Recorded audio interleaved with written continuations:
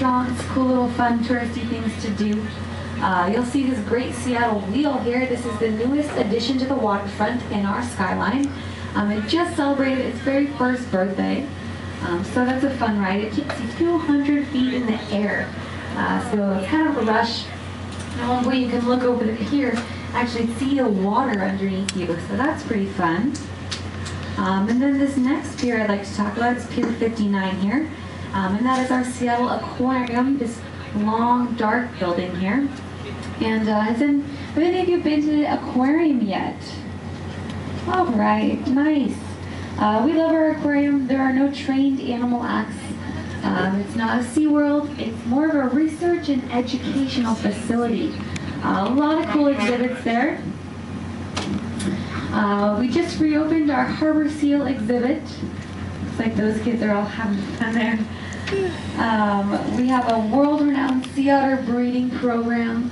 There are tons of touch tanks, which are great for kids. A lot of cool stuff there. And we actually have successfully breeded one of the largest giant Pacific Sea octopi in the world. So we're pretty proud of that as well. And speaking of fish, if you want to check out some flying fish, that long tan building just above the elevated freeway with the moon green roof, that is Pike Place Market. Have any of you been to the market? Yes, yes, wonderful, wonderful. You absolutely have to go there if you haven't. It is a downtown staple of Seattle, and it opened in 1907. It was actually opened by the people of Seattle because there was a public outcry over the rising price of produce. Rising price of produce. And so the locals came together and created this farmers market under a meet the producers philosophy.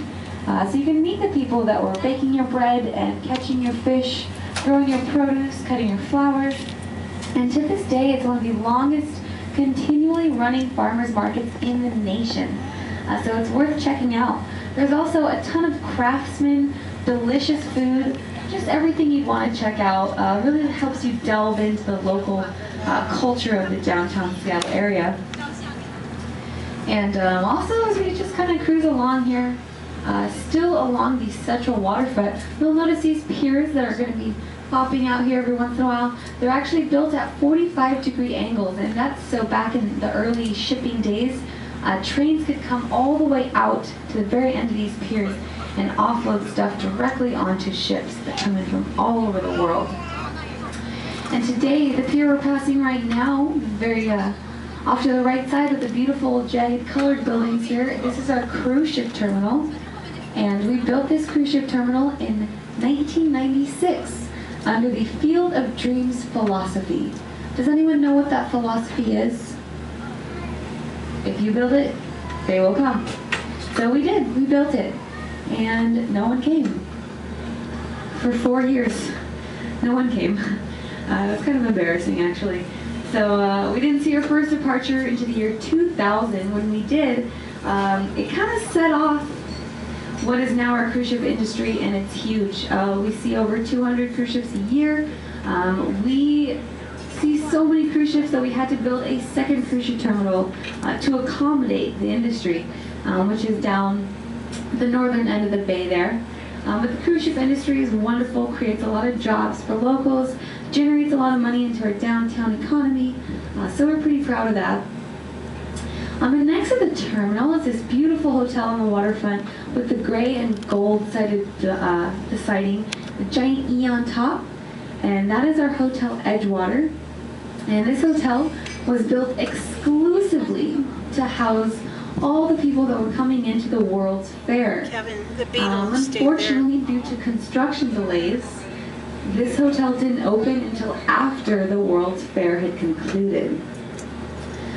So they missed out big time on a tremendous amount of money. So they kind of got crafty.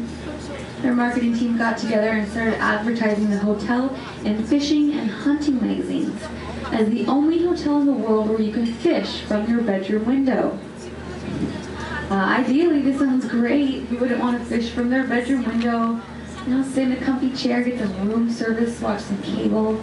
But this was a problem because people actually did come from all over the world and they did fish from their bedroom window. And one problem with that is we don't produce small fish here in Elliott Bay.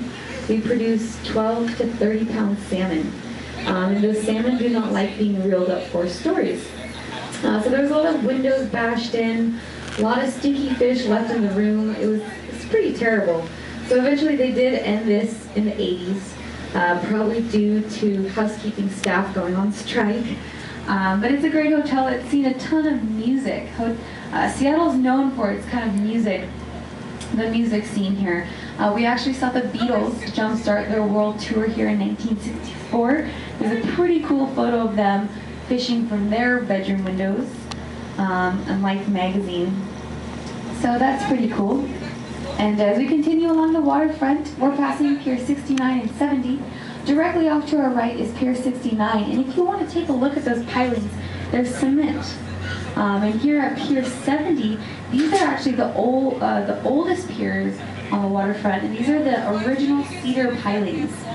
So you can kind of see the difference of how these piers were constructed. This one kind of looks like it's about to fall into the water, but knock on wood that it doesn't.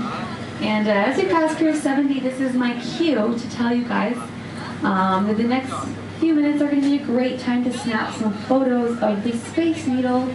We're going to come around with some wonderful close unobstructed views.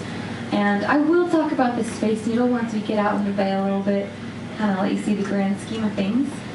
But at the water line, just below the Space Needle, is the Olympic Sculpture Park. And that is an extension of the Seattle Art Museum, which is also downtown.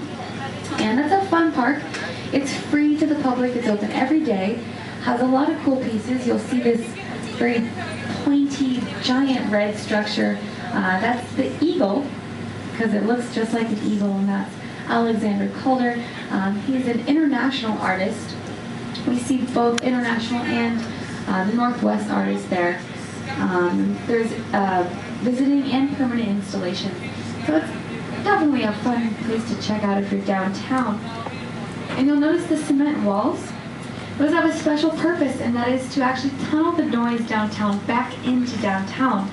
So it's actually a very quiet park, even though it's right next to several sets of train tracks.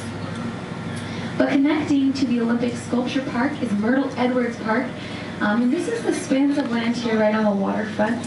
It's 1.25 miles long, and you'll see a lot of runners, a lot of bicycles, and it's also used for commuting. It is a safe and quick way to commute to downtown from some of the surrounding areas in Seattle. It's a quiet place. It's a nice place. It was named after Myrtle Edwards, who was a Seattle City Councilwoman in the 50s and 60s. And she was lovingly nicknamed the Park Lady because she was a huge advocate of putting parks all over the city. And so we named this beautiful park after her. Question, who came to Seattle for its exotic beaches? Well, that's them. They're directly to the right of the boat. There's 3 beaches here on Myrtle Edwards Park. They're not the best beaches. There's a lot of barnacles, rocks, and driftwood. And you won't see too many people swimming. That's because our water here in the Puget Sound does not get above 52 degrees. And if you're curious as to how cold that is, check out our beers on draft, because that's the temperature at which we keep our keg coolers. That's pretty cold. However, in August, you will see some people in the water. This park is turned into the largest hemp festival in the nation. We get about 250,000 slow-moving people, and at that point we do see some people get in the water there. For the most part, not really. And this hillside rising up behind Myrtle Edwards Park is Queen Anne Hill, and Queen Anne is actually the oldest suburb in Seattle. This area was established in 1889 after the Great Seattle Fire, and that fire was not great at all. It actually destroyed over half the city, and over 65 acres were completely destroyed. So during that time, they were doing a lot of renovations to the city, pretty much starting from scratch and trying to rebuild our downtown area. During that time,